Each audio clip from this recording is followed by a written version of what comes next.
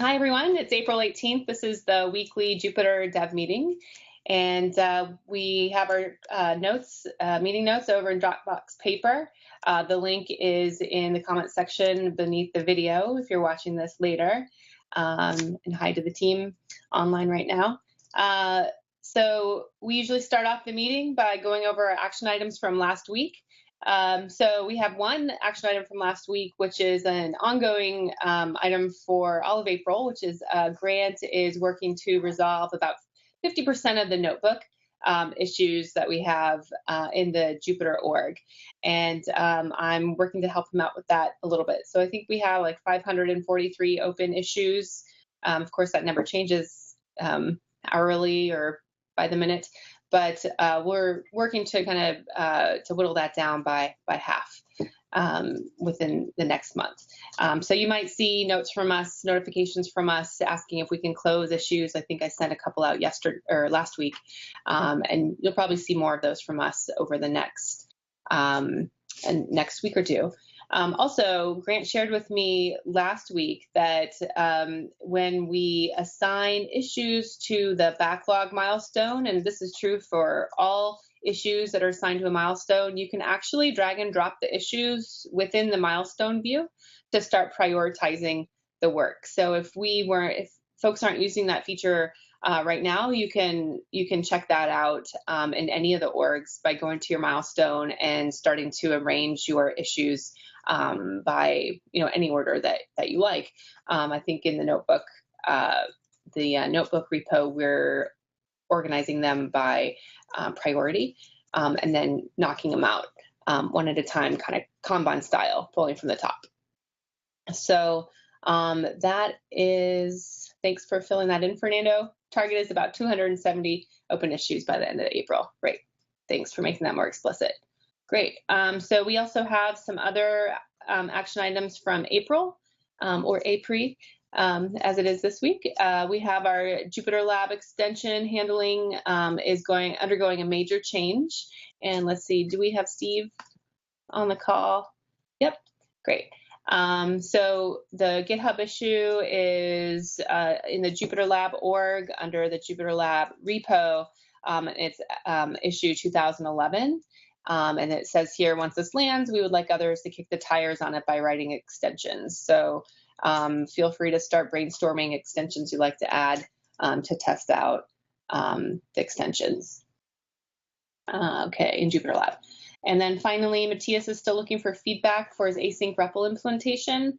Let's see, Matthias, are you on? Nope. So we'll need to figure out, Matthias usually sends out the meeting notes at the end of the meeting. So if that's something that, we want to continue, we don't have a point person to pick up when he's not here. So if we could, we'll work on the Berkeley end this round to figure that out, but hopefully in the future when Matthias is not able to attend, we can identify different folks to pick up that task. All right, and that's it for the action items. Next, we have our weekly news by organization section. So team leads, feel free to share the information in each of these orgs. Python, the IPython, Jupyter Lab, Jupyter Widgets, and Jupyter Hub orgs. And it looks like we have a new note here. Weekly news is available via the Dropbox Paper files or stored in this news repo. So I'm guessing Carol added that, which is super useful. Thanks, Carol. Next, in the project management section, like I said earlier, today I attended a talk by Facebook last week, and I would love to pursue their bug dashboard where they're running some NLP algorithms on the text corpus of their bugs. So we would love to incorporate that into our management of our issues if possible. All right, IPython, Matthias isn't here. We'll move into Notebook, and that's Grant and Thomas. Are you guys here today? Nope, doesn't look like it. So let me just share. Min, did you want to share some of this notebook stuff? It looks like there's sure. some... It's just a minor logistical thing, but some people may have noticed tests have been failing on the notebook repo starting yesterday maybe, and that's because of a release of Tornado. It doesn't appear to affect any actual code, but we had some stuff to run an old version of WebSockets on the server in order to work with Phantom.js. Fortunately, that was to work with an old version of Phantom.js, and we've updated so that we actually don't need that bit anymore. So it was fixing it was just a matter of turning off some special casing for our test environment. So now testing is actually more like the real world, so everything is better. But if people are seeing test failures over the last few days, that's probably it, and it's fixed in master now. So there are a few open PRs that are probably fine, but that have red marks next to them that just need to get rebased or something to trigger build with the new versions. All right, and here's a note. Fernando says merged already by Kyle. So thanks, Kyle. And I know UV watches these afterwards, so shout out to UV. Hi, UV. Let's see. Next we have MB Convert. Mike, do you want to give your update? Sure. So last week I made a PR that sort of solidifies the work that I was doing on getting custom configuration files so that you can have in browser like properly configurable NB convert actions being triggered. So that exists now. There's a lot of UI stuff that still needs to happen, but that, I mean, if we get this in there, it dramatically improves our story for easy, usable customization of output, closer to the lines of Markdown notebooks and whatnot. Additionally, because of the way that I had set it up, it sort of obviates the need for the download as menu because you have to choose a file format, and if you just don't pass in a custom configuration file, that's equivalent to running the download as. And the way that I'm doing it now won't trigger a download in another window, and I don't know about everyone else, but that is a much nicer use case. If I'm downloading, I mean, I know it's come up more for me because when I'm debugging stuff, opening a bunch of windows is not fun. But just in terms of nice usability, having something appear, you download it, and you're still back right in the environment that you already were in is sort of ideal. And yeah, so I'm looking forward to feedback on that. I've already got quite a few comments, and I'm looking forward to addressing them. And yeah, that's where a lot of my effort. Otherwise, a lot of binder stuff last week. So. Mike, do you want to add to the notes the link to that PR? It says made PR, so just like the link to the number. So when we read the notes, it's easy to know which one you're referring to. Yes, absolutely. I thought I had. Oops. It's currently in my save buffer. All right.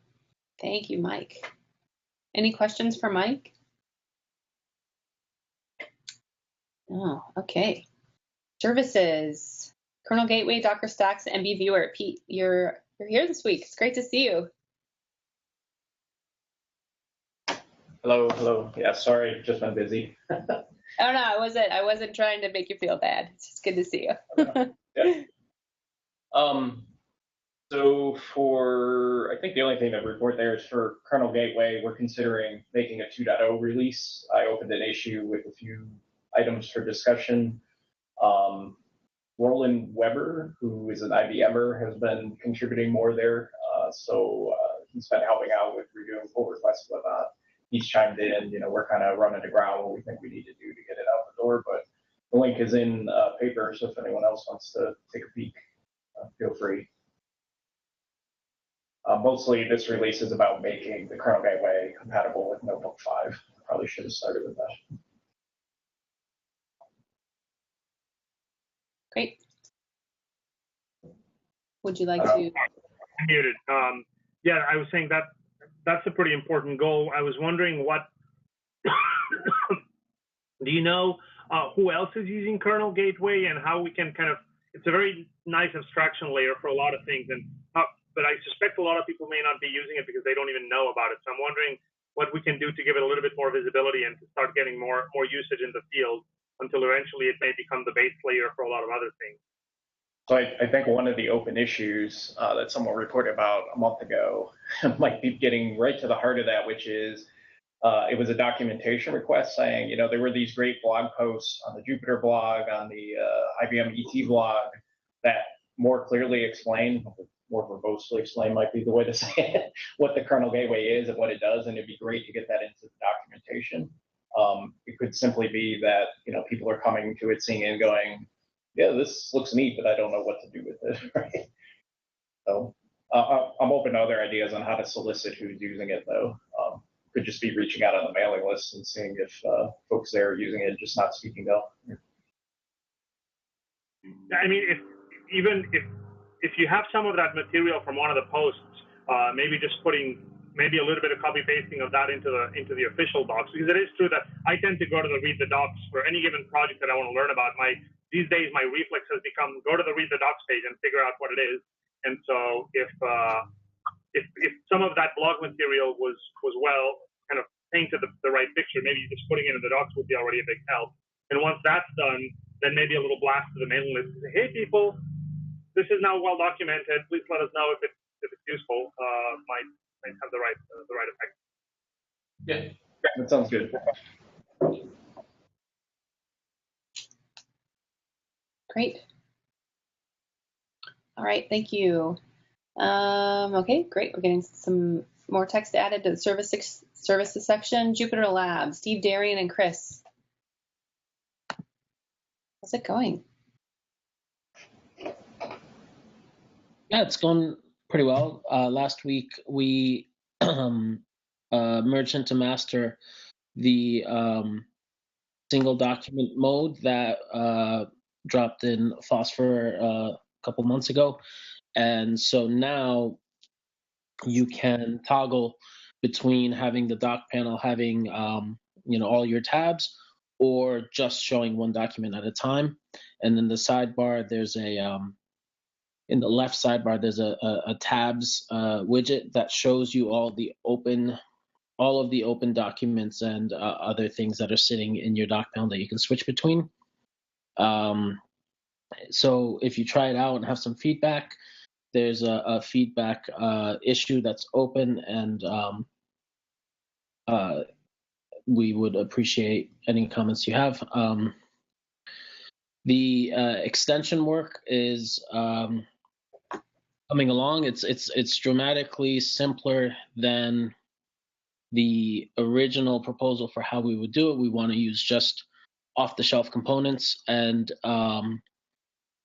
the support for the base use case will require having Node and NPM on your machine and also an internet connection, but we're thinking through how to deal with the air gap scenario, basically by bundling up all of the resources that reside in your Node modules when you NPM install and you do have internet. So we're thinking through how that would happen, but we're also just not trying to reinvent a bunch of those tools in Python, because that just is not a tractable problem. Although it's been a valiant effort by Steve thus far.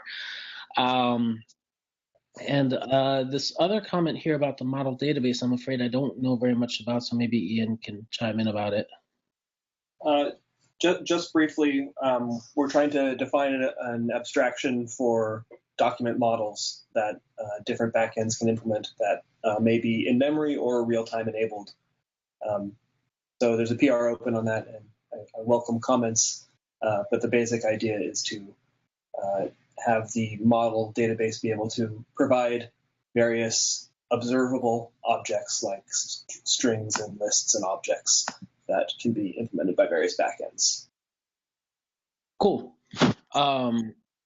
And one last thing that's not in the document, but maybe worth mentioning is Chris is currently working on the grid widget in Phosphor, and the original the initial release is going to be a read-only mode. So one thing that we could use that for, even in just read-only mode, would be the way we render tables and notebooks, and it would solve the problem of what do you do when you have a gigantic table, because right now we're just rendering HTML and that creates a massive problem. But the Phosphor Grid will be able to handle both. It would do virtual scrolling, and it would just be more efficient in the resources it's going to require client side. So that's something that's coming down the pike, and you should keep an eye out for. That's it. How do you envision that working in static renders? Or would we still default back to standard HTML or like ND convert, ND viewer style scenarios? So any static rendering that is going to be able to handle, say, static versions of other widgets is going to be able to handle this as well. It's just the way cells get rendered for like the way IPyWidgets lets you have that interactivity without actually talking to the server. Whatever mechanism that allows for that should allow for table rendering as well. But I don't have an immediate answer because we're just not there, so I'm not sure. But I imagine that it'll remain a Phosphor Grid and it won't be like some HTML dump of it. Yeah. So I can comment on that. Pandas is moving towards having both a repr HTML and a JSON table schema, and both of those will be published by Pandas. And yes, Fernando, we could render the table schema using the grid component, and then still have the HTML output available for static renderings. Is that table schema? Is that published somewhere? Because that would be good to be able to to support that out of the gate when I release the read-only grid. Basically, have an implementation of the virtual data model that you can just throw a table schema at and have it. Yeah, I can. Let me hunt down the link for that, and I can also post the link to the Pandas issue where this work has been going on. Okay, great. Chris, I just found the PyPI package for the Pandas, the published schema. I'll add it to the notes right now. Great, thanks. Cool.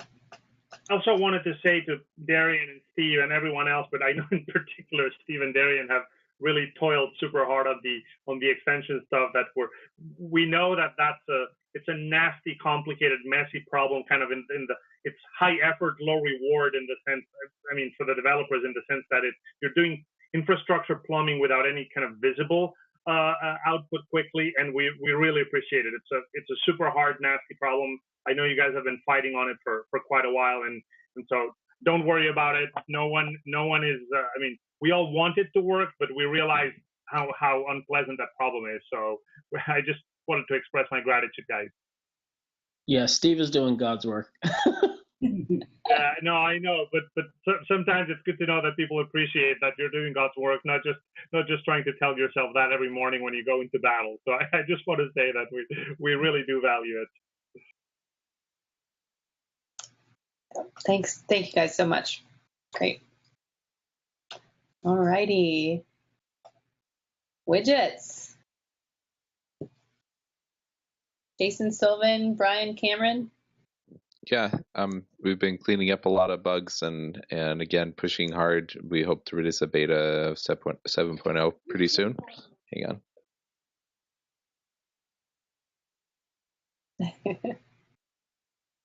And yeah, the big thing for this last week is that we are widgets are now output elements instead of special things inside the widget container. And we're working hard on getting output areas, widgets to work well in the embedded context. So that means that interacts will display in the NB viewer and the saved notebooks.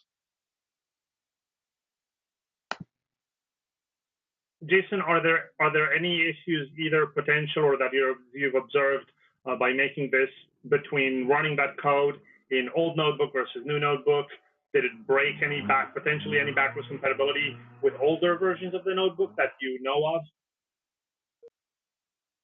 of? Yeah, it won't work in Notebook. There's problems. In fact, so it almost doesn't. There's one little tiny bug fix that we had to put in the Notebook 5.0. Most people probably won't see any difference, but it essentially it may work in 4.4.1. I targeted 5.0. We can check to see if it works in 4.4.1. It certainly won't work before 4.4.1. Okay. It'd be good just to have that information in the docs or in the release notes. I'm not saying it's a problem for that to be the case, but just to have it documented so that at least people know, and we can point them. Yep, it says that. Look, that's the version you need. That's just what it is. Yep, and it totally should agree. also be expressed in the dependencies. Yep, totally agree. Like I was just. I'll check to see if it works with 4.4.1. I'm sorry, Min, what did you say? I couldn't hear you. Just making sure that whatever it is should actually be in the dependencies, so that your package managers and things should be able to at least give a reasonable likelihood that you have compatible versions installed.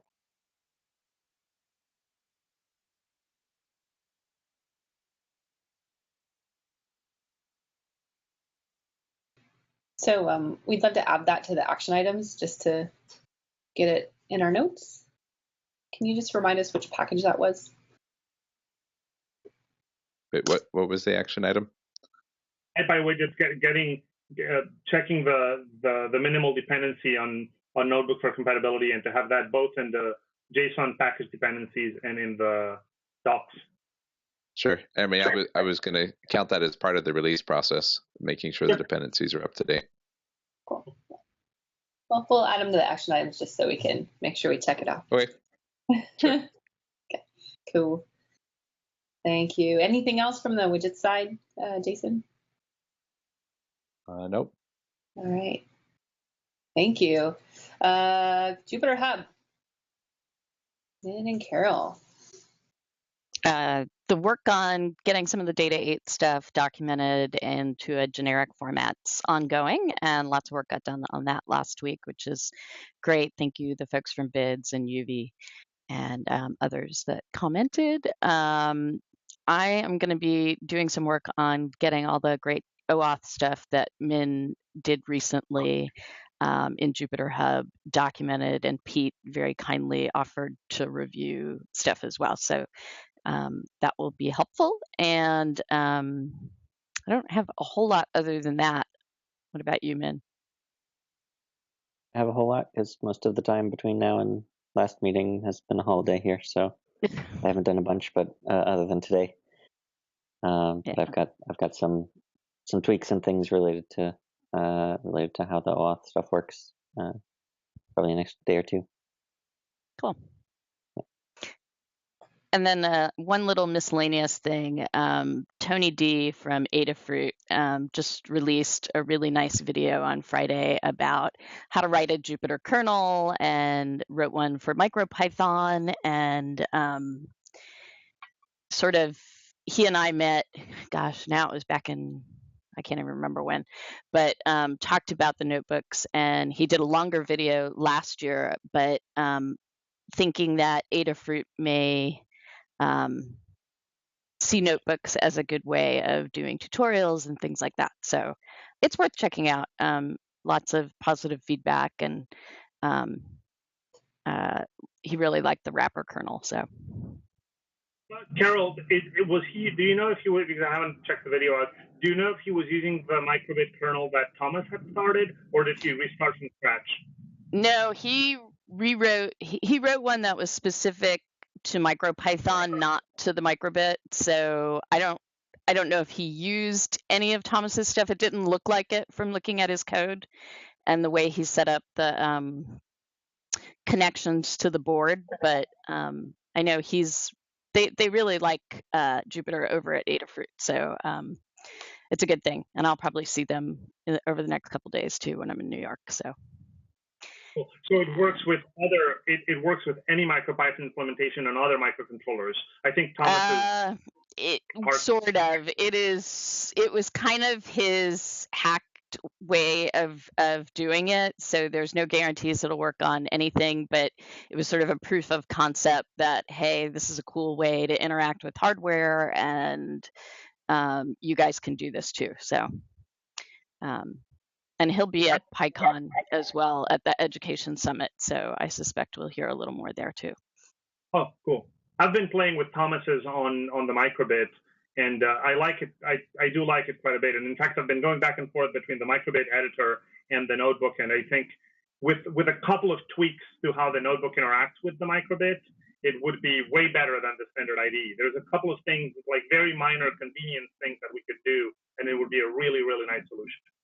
Yeah, I actually wrote one for Circuit Python, which is Adafruit's fork that kind of follows MicroPython's development, which is really targeted as being education friendly, even more so than MicroPython, but first and foremost. So yeah, there's good stuff happening there. So I think I see Tony maybe doing something in the future. So. Excellent.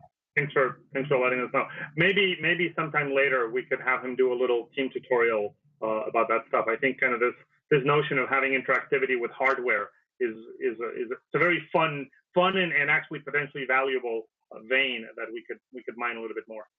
Yeah, sounds good. It'd also be cool with Jupyter Lab as well, because you could have data sheets and all other kinds of things at the same time. So that'd be pretty cool.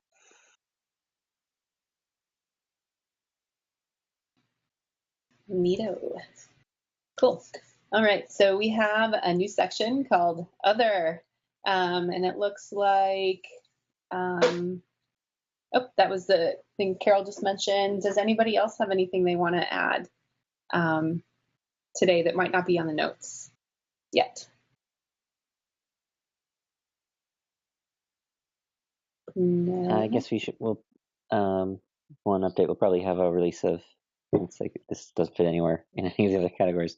We'll probably have a release of NBDime in the next week or two or so, which has better support for using Git refs for, so you can do the NBDiff head and NBDiff branch name, etc. Cool. Also expect Jupyter Lab release. We're not going to wait for the extension work to be done, but once Darren makes his next set of changes to the single document mode, we'll get a release that includes that. So folks can try that out.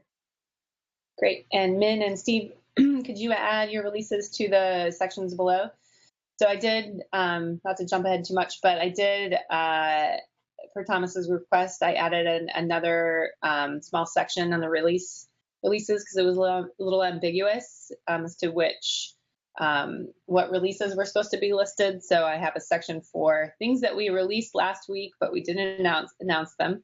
And then anything that we're planning to release this week. So today going forward.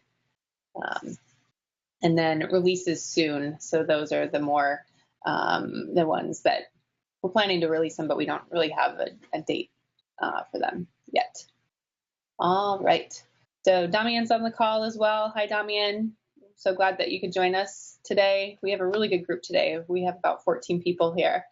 Nick's here. So good. Hey, Nick. Let's see. So the next section is the conferences outreach. So PlotCon is May 2nd to 5th. So that's going to be here in Oakland. And then we've already announced this big long list of other conferences. Carol's going to head over to New York City in a couple days, probably tomorrow actually, for Codeland with Satya. So that should be really interesting. You can watch the videos later, I'm guessing. Will it be live streamed? Oh, you're on mute. I don't know if it'll be live streamed, but it will be recorded. So I'll let you know what the links are when I know. Cool. Perfect. And then we've got Craft 2017 in Budapest, April 25th to 28th. And I believe that's still been giving a tutorial on IPyWidgets. And then more PyData London. Darian's going to be there. and Jupyter Day Philly, May 19th. So if you go over to our events calendar in GitHub projects, you'll see that May is a busy month for our team. So for everybody here. So it's fun. PyCon's coming up as well. But Jamie, why don't you add a link to the events calendar right there in Dropbox so that not everybody remembers where it is? Yeah, that's a good idea. Good way of kind of information repetition. Sometimes Sure. it's good.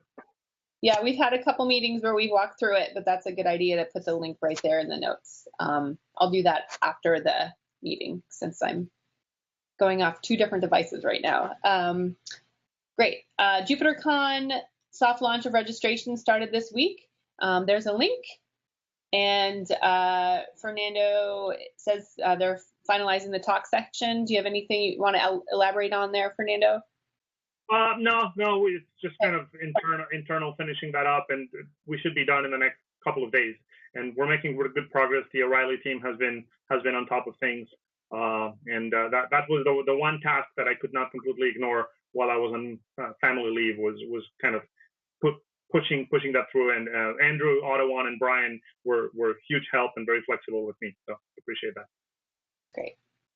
And then governance. Are there any governance updates, Brian? Sorry to surprise you, Brian. No. Okay. Okay. No updates on that front right now. Okay, great. So great. Ian and Carol have been tracking the action items. So we've got a request from a contributor on Gitter to have a landing page for Dropbox paper weekly for the weekly meeting notes so that the link is consistent week to week. I think that's a great idea. And I will work to get that done by the next meeting. Sorry I didn't get it done by today. If you're watching, thank you for the suggestion. And we've got the IPyWidgets dependencies check. So we'll circle back on that next week. Releases for this week, I guess nothing was released last week, or at least we announced it last week. So then this week we have Jupyter Hub, NBR session proxy released Monday 4/17, and Jupyter Lab 0.20 with single document mode. Then releases that we'll be doing soon, IPython 6.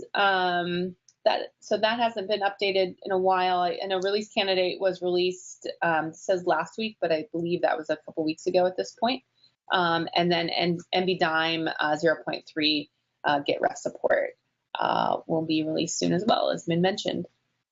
All right, well, that's the end of our notes here. Does anybody have anything they'd like to share with the team and the community?